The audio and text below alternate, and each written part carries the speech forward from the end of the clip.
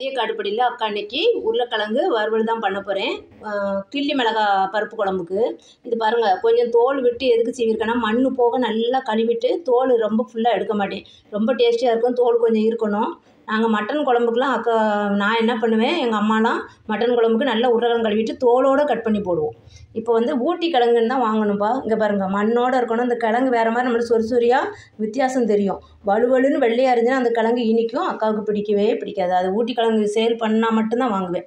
இது 1/2 kg வாங்கி அக்கா தோல் நல்லா க்ளீன் பண்ணிவிட்டு தோலை லைட்டாக தான் சீவி வச்சுருக்கிறேன். கொஞ்சம் தோலோடு இருந்தால் மொறு ரொம்ப டேஸ்டியாக இருக்கும் நம்ம ஃப்ரை பண்ணும்போது. இப்போ வந்து இந்த உருளைக்கிழங்கு வந்து நம்ம எந்த அளவில் நம்ம கட் பண்ணி ஃப்ரை பண்ண போகிறோமோ அந்த அளவு இப்போ ஃபஸ்ட்டு அக்கா பச்சையாக இருக்கும்போதே கட் பண்ணிப்பேன். இப்போ எந்த அளவு ஃப்ரை பண்ண போகிறோன்னா அக்கா அந்த அளவு தான் கட் பண்ணி வச்சுருக்கிறேன். இப்போ இதை வந்து அக்கா இட்லி பாத்திரத்தில் அடியில் தண்ணி ஊற்றிருக்கிறேன். இதை வந்து தட்டில் ஃபுல்லாக அள்ளி வச்சிடலாம். ஒரு 10 நிமிஷம் இல்லாட்டி 8 நிமிஷம் வெந்தாலே போதும். அரை வேக்காடை எடுத்து தான் அக்கா வந்து ஃப்ரை பண்ணுவேன். அப்போ தான் ரொம்ப டேஸ்டியாக இருக்கும். நம்ம வறுக்கும் போதே மறுபடியும் முழு வேக்காடு வெந்துடும். ஃபுல்லாக வேகணும்னா நம்ம ஃப்ரை பண்ணும்போதே வெந்துடும். இது எல்லா கிழங்கையும் அப்படி வச்சுட்டு வரேன் தட்டில்.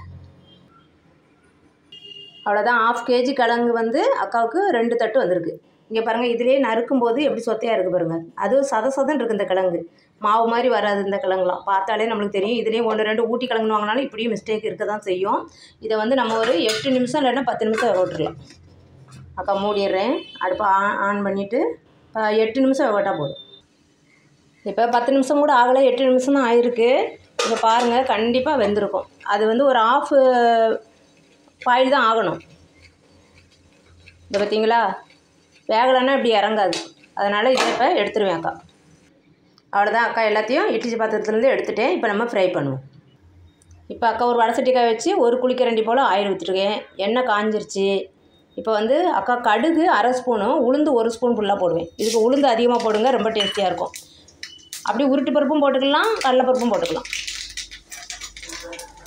உருட்டு பருப்பு அதிகமாக போடுறதுனால, பருப்பு எந்த பருப்புனாலும் அதிகமாக போட்டிங்கன்னா ரொம்ப நல்லா அது மொறுமொறுப்பாக அதுவும் டேஸ்டியாக இருக்கும். பருப்பு செவந்துருச்சு. இப்போ நம்ம இந்த உருளைக்கிழங்கு எடுத்து போடலாம்.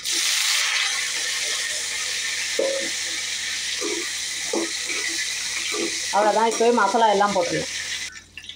இப்போ வந்து மிளகாத்தூள் உங்களுக்கு காரத்துக்கு ஏற்ற மாதிரி போட்டுக்கோங்க. நான் பெரிய ஸ்பூனுக்கு 1 ஸ்பூன் போடுறேன். இது கிள்ளி மிளகா சாம்பார் காம்போ, அதனால் நல்லா காரமாக இருக்கணும். இது 1/2 ஸ்பூன் தூள் உப்பு, 1/2 ஸ்பூனு தனியாத்தூள். வெறும் தனியாத்தூள் தான், குழம்பு பொடிலாம் கிடையாதுப்பா அது. இது வந்து 1/4 ஸ்பூன் மஞ்சத்தூள். இது வந்து 1 ஸ்பூன் ஃபுல்லாக கார்ன்ஃப்ளவர். சால்ட்டும் போட்டோம். இதெல்லாம் போட்டுட்டு நல்லா பரட்டி விடலாம். கொஞ்சம் ஆயில் தான் இதுக்கு. நம்ம இந்த மசாலா வேகிற வரைக்கும் கொஞ்சம் ஆயில் பத்தலைன்னா நீங்கள் கொஞ்சம் ஊற்றிக்கணும். நல்லா பரட்டி விட்டு இப்போ நம்ம காரம் உப்பெல்லாம் கொஞ்சம் கரெக்டாக இருக்கான்னு பார்த்துக்கணும். சூப்பராக அக்காவுக்கு காரம் உப்பெல்லாம் கரெக்டாக இருக்கும். நீங்கள் அந்த மாதிரி பார்த்துட்டு அதுக்கப்புறம் நான் ஃப்ரை பண்ணிக்கிட்டே இருக்கலாம். இந்த உருளைக்கிழங்கு வறுவலுக்கு நம்ம பக்கத்துலேயே நின்றுட்டு இருக்க வேண்டியது இல்லைப்பா. அக்கா பாருங்கள், எவ்வளோ சிம்மில் வச்சுட்டு பேசாமல் காயே நறுக்கி முடிச்சிட்டேன். அதனால் ரொம்ப சிம்மில் வச்சுட்டு இடையிடையே மட்டும் லைட்டாக பரட்டி விட்டுக்கோங்க. நல்லா இப்போ வெந்துருச்சு. இங்கே பாருங்கள், நல்லாவே வெந்துருச்சு. பார்த்தீங்களா, கட் ஆகுதாப்பா? இந்த பாருங்கள், தெரியுதா? கட் ஆகுதுல்ல, பாருங்கள், நல்லாவே வந்துருச்சு. இனிமேல் நம்ம இறக்க வேண்டிய சிச்சுவேஷன் தான். நம்ம கார்ன்ஃப்ளவர் போட்டதுனால ஊற்றின எண்ணெய் பிரிஞ்சு வரும். கார்ன்ஃப்ளவர் போடாமல் நீங்கள் ஃப்ரை பண்ணிங்கன்னா அந்த எண்ணெய் வந்து பிரிஞ்சு வராது. இப்போ பிரிஞ்சு வரும் நம்மளுக்கு. அதனால தான் ஆயிலாக தெரியுது. இப்போ கொஞ்சோண்டு கறிவேப்பிலை மட்டும் போட்டுக்கலாம். அவ்வளோதான், பொட்டேட்டோ ஃப்ரை ரெடி. அக்கா ஸ்டைலில் பொட்டேட்டோ ஃப்ரை பண்ணி பாருங்கோ. குயிக்காக வேலை ரெடி ஆயிரும். நம்ம இட்லி பாத்திரத்தில் வேக வச்சு ஒரு 8 மினிட் எடுத்துகிட்டு மசாலா போட்டு தாளித்து அது பாட்டுக்கு சிம்மில் வச்சு விட்டோம்னா நல்லா வெந்துகிட்டே இருக்கும். நம்ம வேறு வேலை சாம்பாரே வச்சு முடிச்சிடலாம். அக்கா காய் ஃபுல்லாக நறுக்கியே முடிச்சிட்டேன்.